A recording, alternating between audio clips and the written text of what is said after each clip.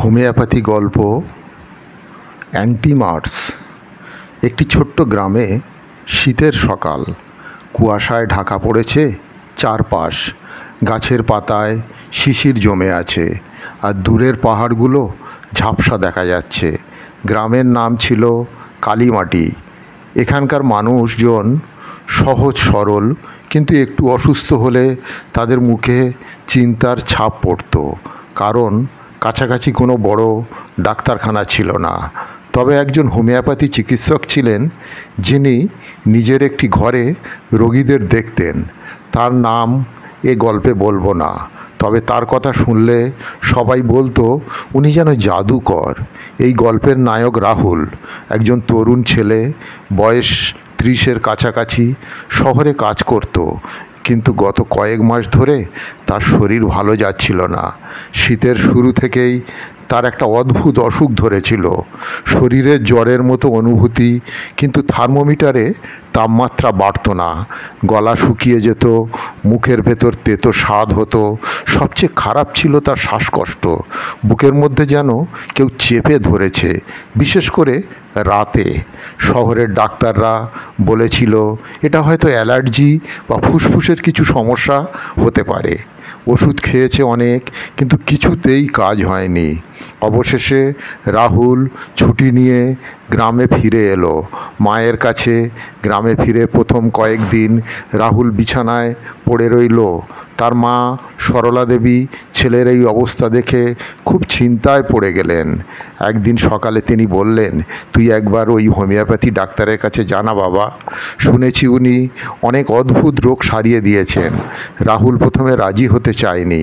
তার মনে হয়েছিল এত বড় বড় ডাক্তার যেখানে ব্যর্থ, এই গ্রামের লোক কি করবে। কিন্তু মায়ের জোরাজুরিতে শেষ পর্যন্ত সে রাজি হলো।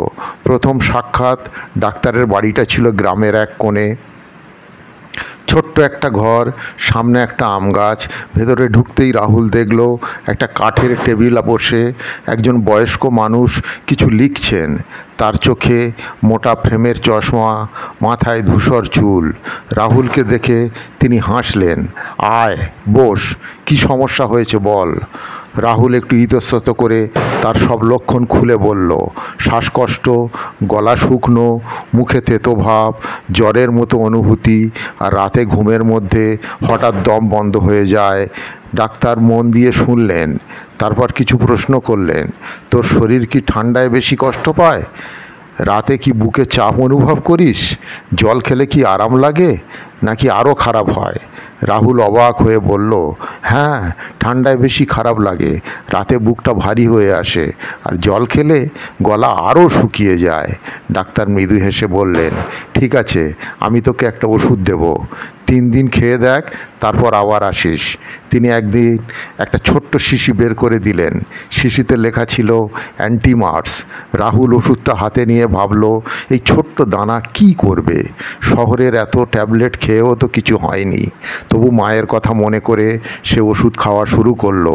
পরিবর্তন প্রথম দিন রাত থেকে ওষুধ খাওয়ার পর রাহুল ঘুমটা একটু ভালো হলো।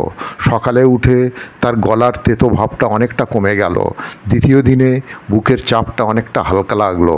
তৃতীয় দিনে সে বুঝতে পারলো তার শ্বাসকষ্ট অনেক কমে গেছে। রাতে ঘুমের মধ্যে আর দমবন্ধ ভাব হয়নি। রাহুল অবাক হয়ে গেল। সে ভাবলো, এটা সত্যি সম্ভব এত সহজে? 3 দিন পর সে আবার ডাক্তারের কাছে গেল। ডাক্তার তাকে দেখে হাসলেন। কেমন লাগছে এখন? রাহুল বলল, আমি অনেক ভালো আছি ডাক্তারবাবু। এটা কি জাদু? ডাক্তার হেসে বললেন, জাদু নয়, এটা শরীরের ভেতরের ভারসাম্য ফিরিয়ে আনার কাজ। তোর সমস্যা ছিল শ্বাসনালী আর ফুসফুসের। ঠান্ডা আর শুষ্কতা তোকে বেশি কষ্ট দিচ্ছিল। এই ওষুধটা ঠিক সেই লক্ষণগুলোর জন্য। রাহুল জিজ্ঞাসা করল, এই ওষুধের নাম কি? ডাক্তার বললেন, এটা অ্যান্টিমার্স। এই শরীরের শ্বাসকষ্ট, বুকের ভারী ভাব, গলা শুকিয়ে যাওয়া আর রাতের অস্থিরতা থাকে, তখন এটা খুব ভালো কাজ করে। তবে এটা শুধু লক্ষণ মিললেই করেই খেতে হয়। শরীরের কয়েক সপ্তাহ পর রাহুল পুরোপুরি সুস্থ হয়ে উঠল। শীতের কুয়াশা কেটে গেল, আর তার সঙ্গে কেটে গেল তার শরীরের অস্বস্তি।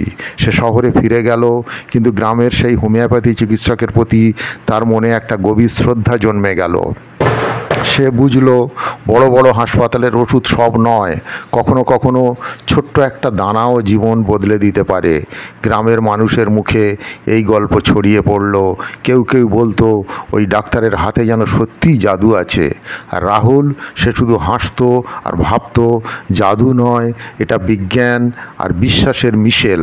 শীতের সেই কুয়াশা ভরা দিনগুলো তার জীবনে একটা স্মৃতি হয়ে রইল, যেখানে অ্যান্টিমার্স নামের একটা ছোট্ট ওষুধ তার জীবনে নতুন আশা নিয়ে এসেছিল।